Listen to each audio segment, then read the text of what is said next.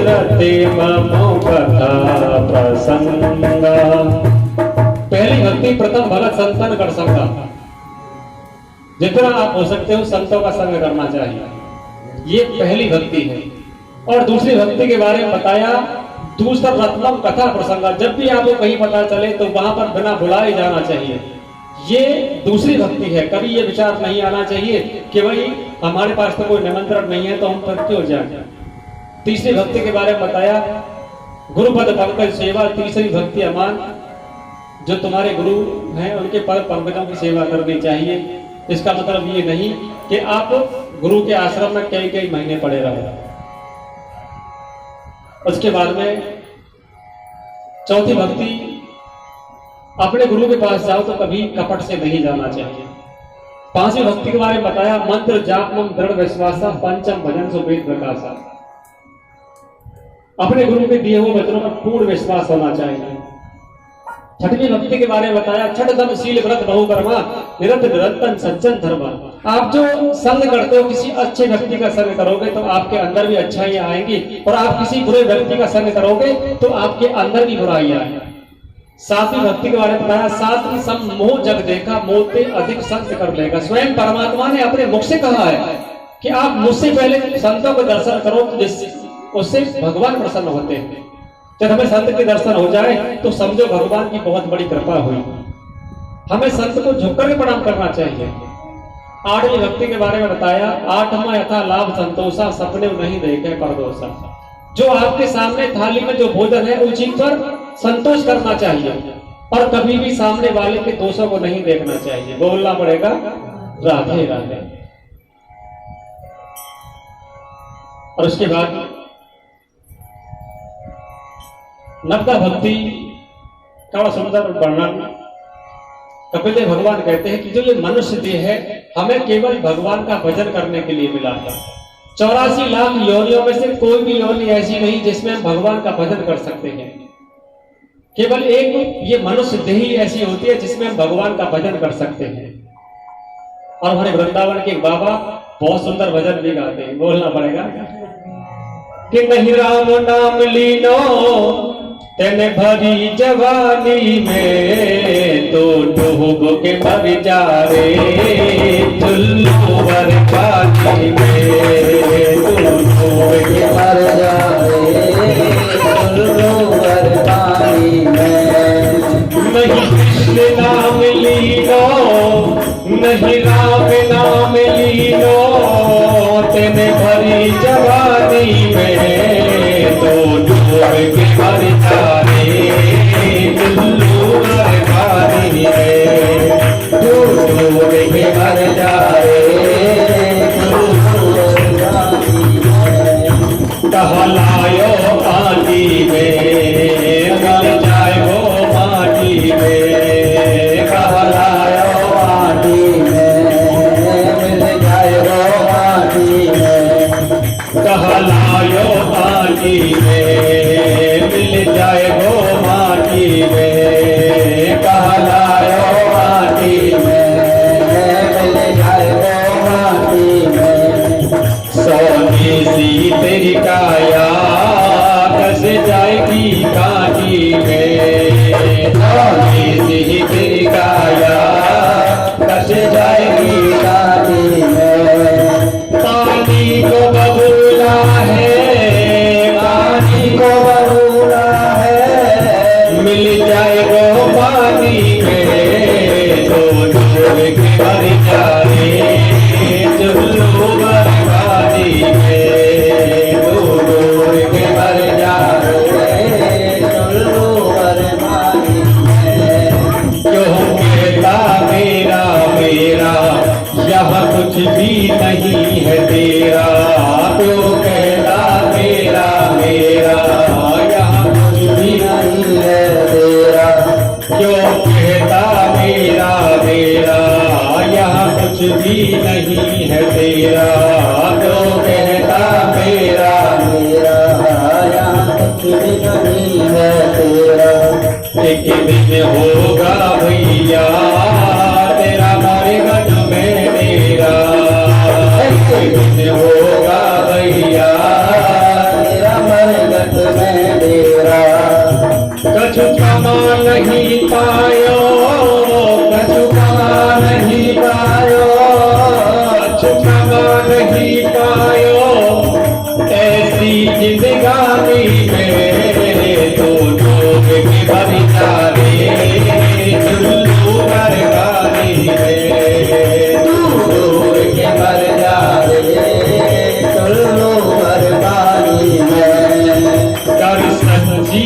भक्ति है, भक्ति में शक्ति है, कर सच्ची भक्ति है, भक्ति में शक्ति है। या भक्ति से भैया मिल जाएगी मुक्ति है, या भक्ति से भैया मिल जाएगी मुक्ति है। तेरे बालापन खोयो, तेरा बालापन खोयो, यो आना काली में दोनों के मर जाए, चुल्लू वाली में दोनों के मर जाए, चुल्लू वाली में दोनों के मर जाए, चुल्लू वाली में। पूर्वा के बिहारियाल की जय जय श्री राधे, जय जय श्री राधे, जय जय श्री राधे श्याम। देवती माँ श्रद्धा नाम की नदी बनकर सागर के किनारे सागर जाकर विलीन हुई और वहीं पर कपिल देव भगवान ने बड़ी सुंदर कुटिया बनाई और वहीं पर भजन करते हैं। बोलना पड़ेगा राधे राधे। उससे आगे आकृति देवती जिनकी कथा कल आप सभी ने श्रवण की, तीनों बहनों की कथा को श्रवण किया था और इनके दो भाई हुए प्रियव्रत और उत्तानपाद। उत्तानपाद का मतलब होता है जिसका सर नीचे हो और पैर ऊपर हो। अब हम में से कोई ऐसा है जिसके सर नीचे हो और पैर ऊपर हो? है कोई? जब हम अपनी माँ के गर्भ में थे ना तो हम सबके सर नीचे था और पैर ऊपर थे। इसका मतलब ये हुआ कि हम सब उत्तानपाद हैं और उत्तानपाद की दो पत्नियां होती है। हम सबकी भी दो पत्नियां हैं, एक अच्छाई होती है और दूसरी बुराई होती है। हम सबके अंदर अच्छाई भी है और बुराई भी है, लेकिन हम अच्छाई को छोड़कर के बुराई के रास्ते पर दौड़ पड़ते हैं। ऐसे ही उत्तानपाद महाराज जिनकी बड़ी पत्नी सुनीति बड़ी साध्वी है, लेकिन उत्तानपाद अपनी छोटी पत्नी सुनीति के साथ विवाह करते हैं, सुरुचि के साथ विहार करते हैं। अपनी बड़ी पत्नी को त्यागा और बड़ी पत्नी वन में कुटिया बना करके बड़े प्रेम के साथ निवास करती है और सुरुचि अपने पति उत्तानपाद के साथ महलों में निवास करती है। समय व्यतीत होता रहा, सुनीति गर्भवती हुई और उन्होंने एक सुंदर से बालक को जन्म दिया और उस बालक का नाम ध्रुव हुआ। इधर महलों में रहने वाली सुरुचि उसने भी सुंदर से बालक को जन्म दिया जिस बालक का नाम उत्तम हुआ। एक बार ध्रुव जी महाराज छोटे छोटे बच्चों के साथ खेल रहे थे और खेलते हुए बच्चों ने पूछा, अरे ध्रुव तुम्हारे पिताजी कौन है? तुमने कभी अपने पिता के बारे में नहीं बताया। लेकिन ध्रुव जी महाराज भी नहीं जानते तेरे पिता कौन है। आज ध्रुव जी महाराज अपने माँ के पास पहुंचे, सुनीति के पास पहुंचे और कहा, माँ तुमने मुझे कभी मेरे पिता के बारे में नहीं बताया, आप बताओ ना मेरे पिता कौन है। तो वहीं पर सुनीति कहने लगी, बेटा जो यहाँ के राजा उत्तानपाद है ना वो तुम्हारे पिता है। ध्रुव जी महाराज के मन में इच्छा उत्पन्न हुई कि मुझे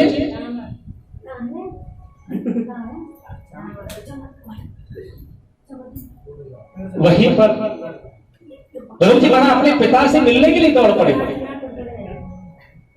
जब द्वारपालों ने ध्रुव जी महाराज को आते हुए देखा तो द्वारपाल सामने से हट गए और जैसे ही सामने से हटे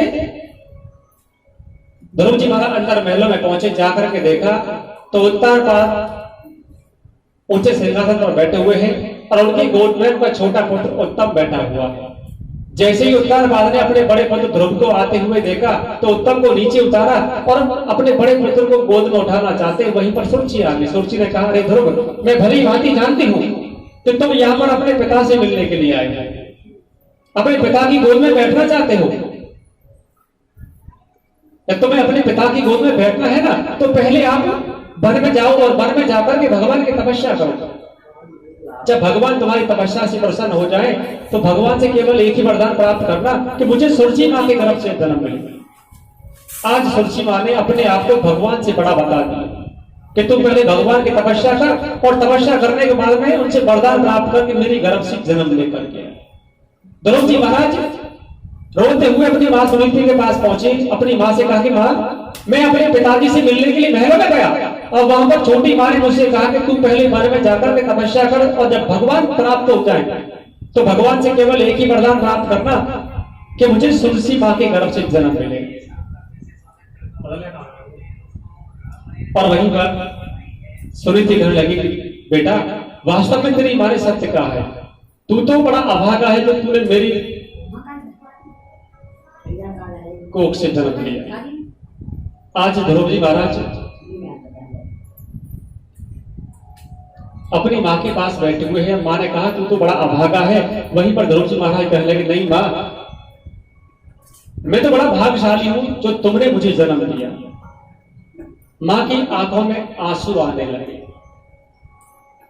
ध्रुव जी महाराज ने अपनी माँ के आंसुओं को पहुंचा। जब बालक छोटा होता है ना, तो अपनी माँ को बड़े बड़े सपने दिखाता है कि माँ जब मैं बड़ा हो जाऊंगा तो बहुत सारा पैसा कमाऊंगा, बहुत सारी सेवा करूंगा। और जब बालक जवान होता है, विवाह होता है, वही बालक अपनी माँ को थोड़ा भी समय नहीं दे पाता। बोलना पड़ेगा राधे राधे। ध्रुव जी महाराज कहने लगे, नहीं माँ, मैं तो बहुत बड़ा भाग्यशाली जब तुमने मुझको जन्म दिया।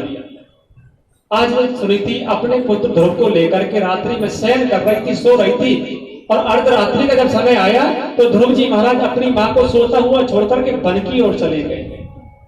जैसी वन में पहुंचे, घनघोर जंगल में पहुंचे हैं और भगवान को खोज रहे हैं कि भगवान कहां पर मिलेंगे।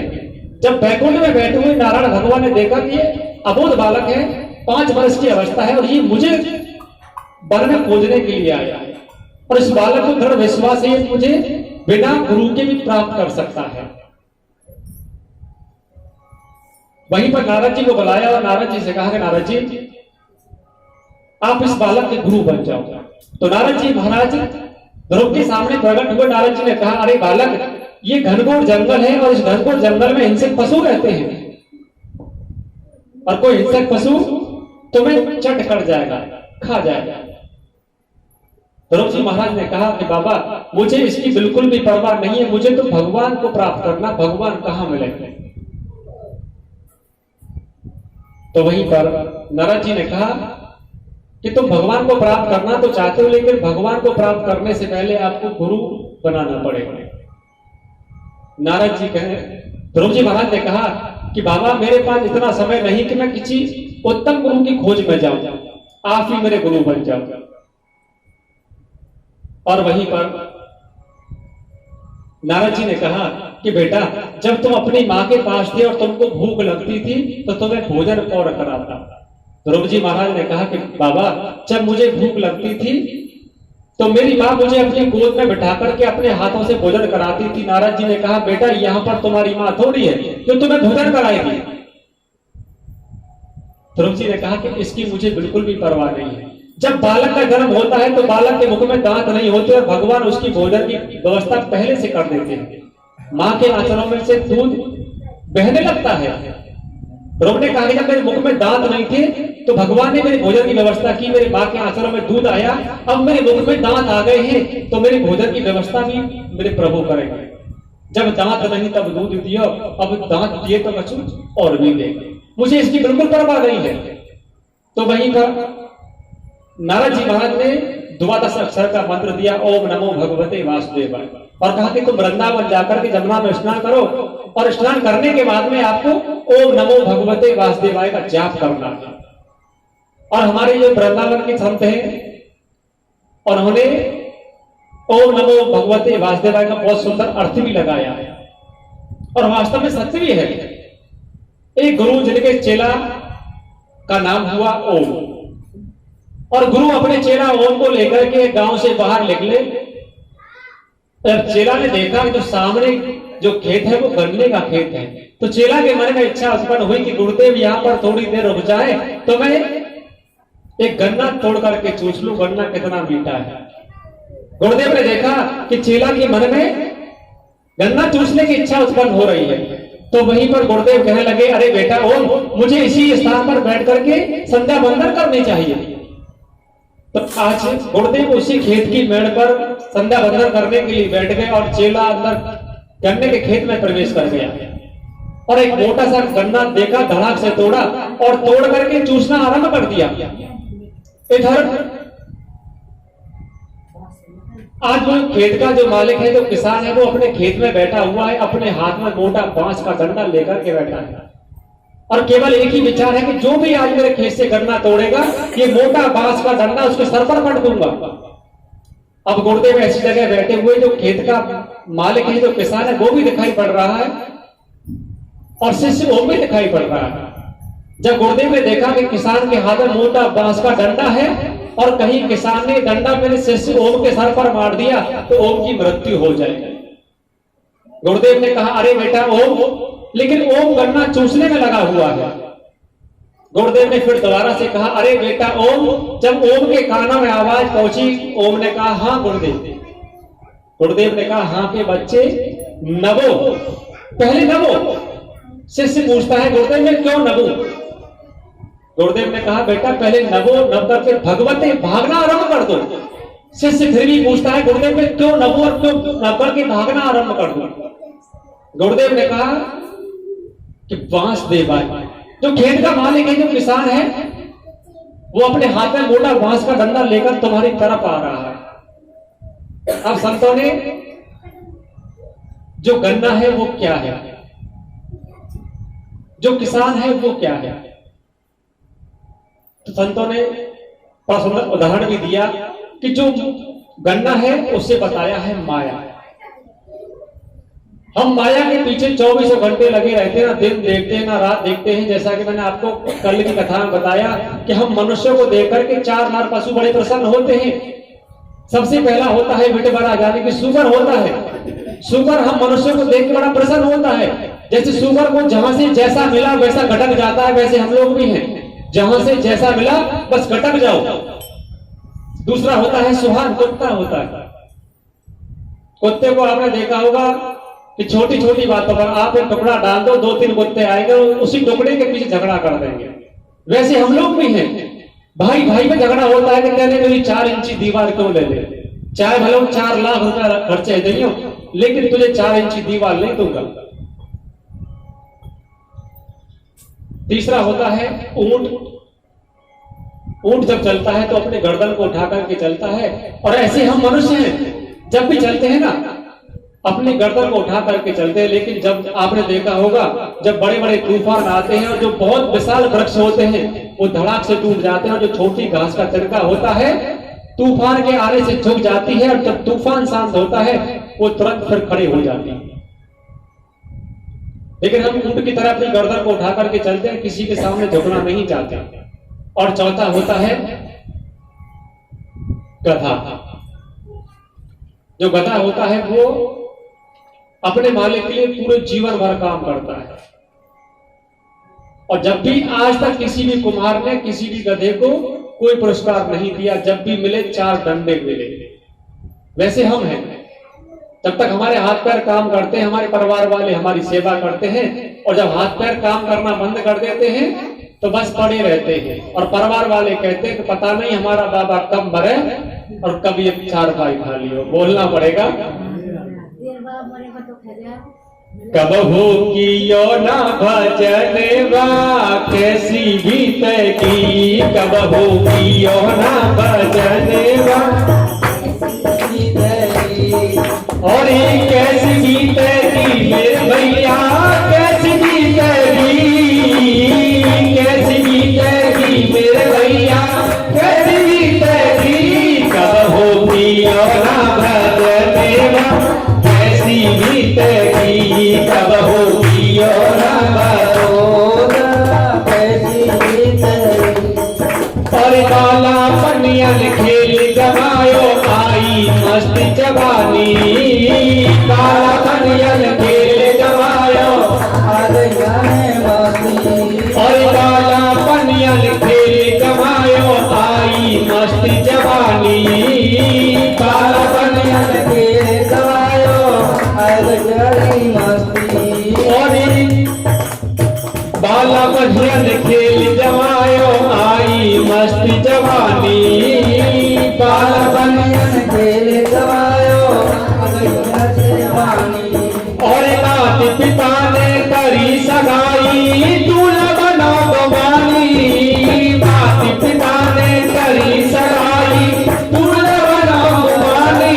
गयो हाथन में कालनेवा कैसी बीतेगी, बन गयो हाथन में कालनेवा कैसी बीतेगी, कब होगी ना भजनेवा कैसी बीतेगी, कब होगी भरोसा कैसी बीतेगी। और धूम धाम से ब्याह रचायो पहरे स्त्री जामा, धूम धाम से ब्याह रचायो पहरे स्त्री जामा, और दुल्हन लेके घर पर आयो, दुल्हन लेके घर पर आयो कदम भयो सब ड्रामा, दुल्हन लेके घर पर आयो कदम भयो सब ड्रामा, बन गए सजनी के सजनेवा कैसी बीतेगी, बन गए सजनी के सजनेवा कैसी बीतेगी, कब होगी ना भजनेवा कैसी बीतेगी, कब होगी ना भरोसा कैसी बीतेगी। और खुशियाँ सुख पी पी कर भैया इस दिन भये दीवाने, खुशियाँ सुख पी पी कर भैया इस दिन भये दीवाने, और बालक से हम बाप बने फिर बाबा लगे कहाने, बालक से हम बाप बने फिर बाबा लगे कहाने, अब तो आ गया चौथा पनेवा कैसे बीतेगी, कब होगी ना भजनेवा कैसी बीतेगी, कब होना भरोसा कैसी बीतेगी। और कमर कमान दांत जब टूटे नजर गई नजराने, कमर कमान दांत जब टूटे नजर गई नजराने, और काले कब मारे वो डरे कैसे बीतेगी, कब होना भरोसा कैसी बीतेगी। कब होगी ना भजनेवा कैसी बीतेगी, कब होगी ना सजनेवा कैसी बीतेगी। और ये कैसी बीतेगी मेरे भैया कैसी बीतेगी, कैसी बीतेगी मेरे भैया कैसी बीतेगी। कब होगी ना भजनेवा कैसी बीतेगी, कब होगी ना भजनेवा कैसी बीतेगी, कब होगी ना भजनेवा कैसी बीतेगी। गुणवा के बिहारी लाल की जय, भागवत महापुराण की जय का जाप करते थे। जब तीसरा महीना आरंभ हुआ त्रेत्रांते कपित दर्शन, तीसरे महीने में 9 दिन के बाद केवल जलपान करते हैं और ओम नमो भगवते वासुदेवाय का जाप करते हैं। बोलना तो पड़ेगा काकी राधे राधे। जब चौथा महीना आरंभ हुआ तो 12 दिन में केवल एक बार श्वास लेते हैं और ओम नमो भगवते वासुदेवाय का जाप करते हैं। जैसे 5वां महीना आरंभ हुआ तो ध्रुव जी महाराज ने अपने प्राण वायु को अपने बस में कर लिया, और जैसे प्राण वायु बस में हुई संसार की प्राण वायु रुक गई। सभी देवता नारायण भगवान के पास पहुंचे और नारायण भगवान से कहा, प्रभु आप संसार के क्या करो, प्रलय आ जाएंगे। भगवान ध्रुव जी के पास आए और आपके नारायण भगवान ने ध्रुव की 7 परिक्रमा की है और कहा, बेटा ना ध्रुव में तुम्हारी तपस्या से बड़ा प्रसन्न हूं। आप मामले के ध्रुव ने अपने नेत्रों को बंद कर रखा है और अपने हृदय में नारायण भगवान की बड़ी विराजमान कर रहे हैं। सब चाहे भगवान हमारे हृदय में प्रवेश करें।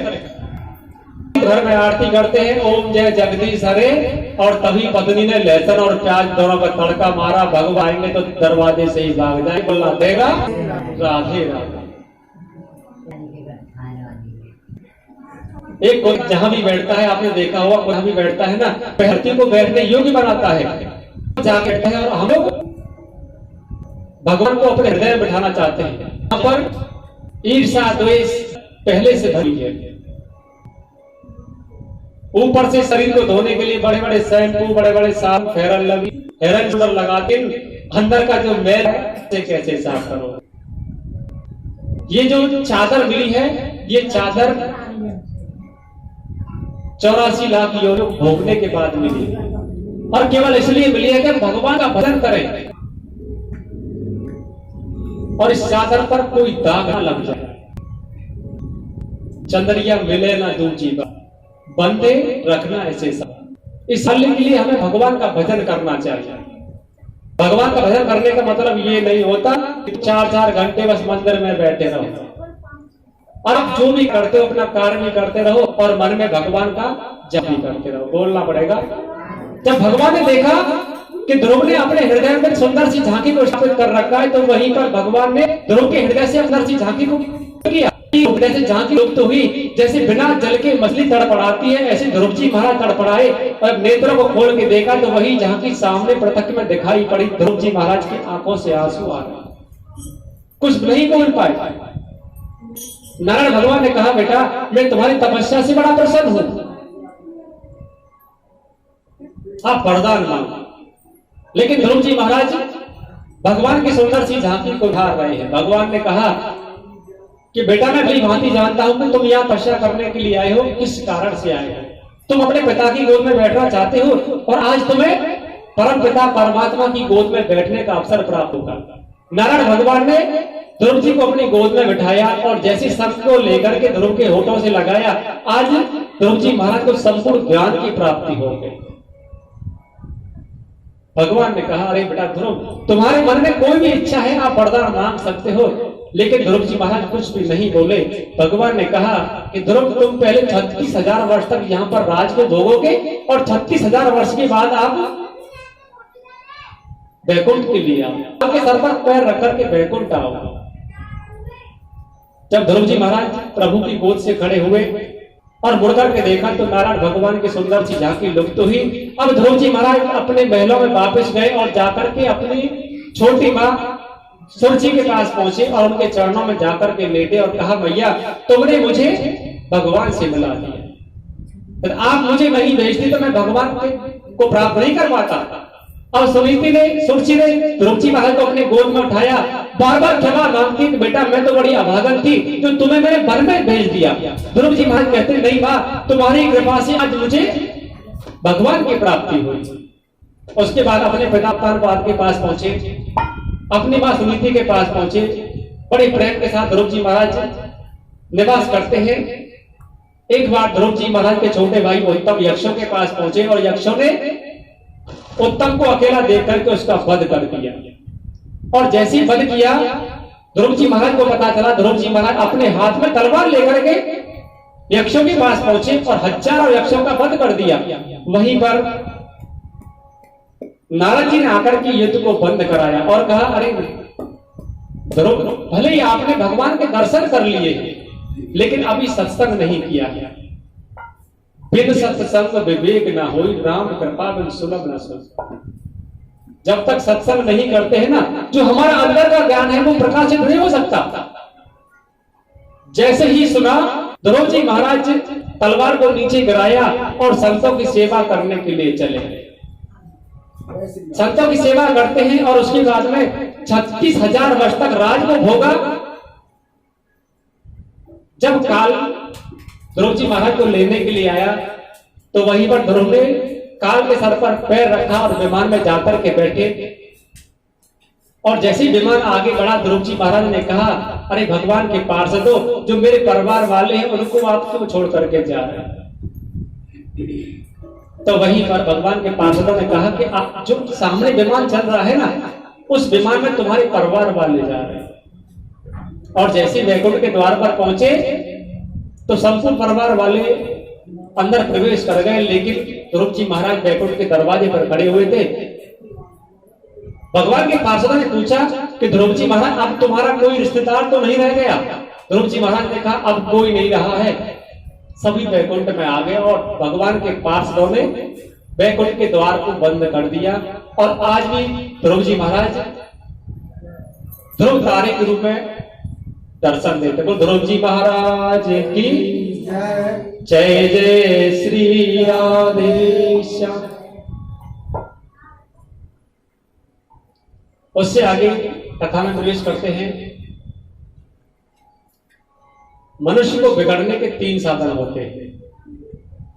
सुंदर रूप, जो अधिक सुंदर हो समझ लो बिगड़ने की पहली सीढ़ी पर पैर रख दिया। दूसरा, अधिक संपत्ति होना भी बिगड़ने की दूसरी सीढ़ी है। और तीसरा, कोई बड़ा पद मिल जाता है। आप किसी आदमी को चेयरमैन बना दो, जो कल तक हमारे तरह आम आदमी था, और चेयरमैन की कुर्सी पर बैठने के बाद में तुम उसके पास जाओ तो वो ढंग से बात भी नहीं करेगा। कोई बड़ा पद मिल जाना, ये भी बिगड़ने की तीसरी सीढ़ी है।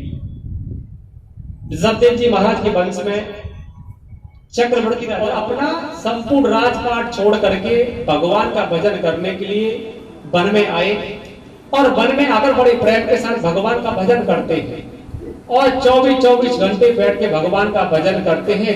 एक बार भरत जी महाराज सरोवर में स्नान करने के लिए आए, और जैसे स्नान करने लगे वहीं पर एक हिरणी जो गर्भवती थी, तो वहीं पर भरत जी महाराज भजन करे माली जवानी में बुढ़ापा किसने देखा है। भजन करे माली जवानी में बुढ़ापा किसने देखा है। बोलवा के बिहारी लाल की भागवत महापुराण की। भजन कर मस्त जवानी में बुढ़ापा किसने देखा। हमें भजन भगवान का जवानी से करना चाहिए। बोलना पड़ेगा राधे राधे। और वहीं पर शास्त्रों में ऐसा लिखा है कि अंत गति जैसी मति, अंत समय हम जिसको याद करते हैं भगवान हमें उसी योनि में भेज देते हैं। भगवान ने देखा कि भरत ने अंत समय में हिरण के बच्चे को याद किया, तो भगवान ने भरत जी महाराज को हिरण की योनि में भेज दिया। अब भरत जी महाराज जो हिरण की योनि में है, हिरण योनि होने में भी सब कुछ याद है कि मैं पहले चक्रवर्ती राजा था, और मैं भगवान का भजन करने के लिए वन में आया, और मुझे हिरण के बच्चे से मोह हो गया, और भगवान ने मुझे पशु योनि में भेज दिया। और वहीं पर आज भरत जी महाराज जो पशु योनि में है, बार बार भगवान से यही प्रार्थना करते हैं कि प्रभु कैसे भी आप मुझे इस पशु योनि से मुक्त करा। जंगल में अग्नि लगी, सभी पशु वहां से चले गए, लेकिन जो भरत जी महाराज पशु योनि में थे, हिरण की योनि में थे, उसी अग्नि में जल करके अपने प्राणों को त्याग किया। और उन्हीं भरत जी महाराज का तीसरा जन्म एक ब्राह्मण के यहाँ पर हुआ, और तीसरी बार फिर से उसका नाम भरत हुआ। भरत जी महाराज ने कहा कि मैंने अपने 2 जीवन बर्बाद कर चुका हूं, ये तीसरा जीवन बर्बाद नहीं करूंगा। जब बालक थोड़ा बड़ा होता है तो परिवार वाले बच्चे को विद्या ग्रहण करने के लिए भेजते हैं कि आज हमारा बालक पढ़ लिख के कोई बड़ा कार्य करेगा, कोई नौकरी वगैरह करेगा। भरत जी महाराज ने कहा कि ऐसा मैं कुछ नहीं करूंगा, पागलों की भांति निवास करते हैं। भरत जी महाराज के पिताजी ने कहा कि बेटा आप ब्राह्मण के बालक हो, आप एक श्लोक याद करो, आपको सत्यनारायण की कथा करनी है, विवाह करने के लिए जाना है, अनुष्ठान कराने हैं। लेकिन भरत जी ने कहा कि मुझे ऐसा कुछ भी नहीं करना। परिवार वालों ने भरत जी को जड़ भरत कहकर के घर से बाहर निकाल दिया। ये तो पागल है, और पागल का घर में क्या काम। तो जड़ भरत अपने घर से जंगल में रहते हैं। एक बार भीलों ने जड़ भरत जी को पकड़ा और काली मां की बलि देना चाहते हैं। वहीं पर काली मां प्रकट हुई, जड़ भरत की रक्षा की। और उसके बाद एक राजा जिनका नाम हुआ रहुगढ़, और रहुगढ़ सत्संग करने के लिए पालकी में सवार हुए, और जैसी पालकी में रहुगढ़ सवार हुआ वहीं पर एक जो कहार होता है वो बीमार पड़ गए। जो पालकी को ढोते हैं ना उनको कहार बोलते हैं, और एक पालकी में 4 कहार लगते हैं। एक कहार बीमार पड़ गया तो राजा रहुगढ़ ने कहा रास्ते में जो भी व्यक्ति आपको मिलता है उसे आप पालकी ढोने के लिए लगा दो। जब सैनिक आए आकर के देखा तो वहीं पर जड़ भरत जी एक वृक्ष के नीचे बैठे हुए मिले। सैनिक जड़ भरत जी को लेकर के पालकी के पास लेकर के पहुंचे और जड़ भरत जी की पालकी में जड़ भरत जी को लगा दिया। अब बड़े प्रेम के साथ जड़ भरत जी महाराज पालकी को लेकर के चले जा रहे हैं, लेकिन जड़ भरत जी महाराज जब चलते हैं तो उनकी दृष्टि पृथ्वी के ऊपर होती है कि उनके पैर के नीचे कोई चींटा या चींटी ना मर जाए। और कोई चींटा और चींटी आती है तो जड़ भरत जी उछल जाते हैं और जो पालकी में बैठा हुआ रहुगण उसका सर बार बार पालकी से टकराता है। तो जड़ भरत जी से कहा, अरे कहा रो, क्या तुम्हें पता नहीं कि तुम एक राजा की पालकी में लगे हुए हो? मैं तुम्हें दंडित भी कर सकता हूं। आया तेरे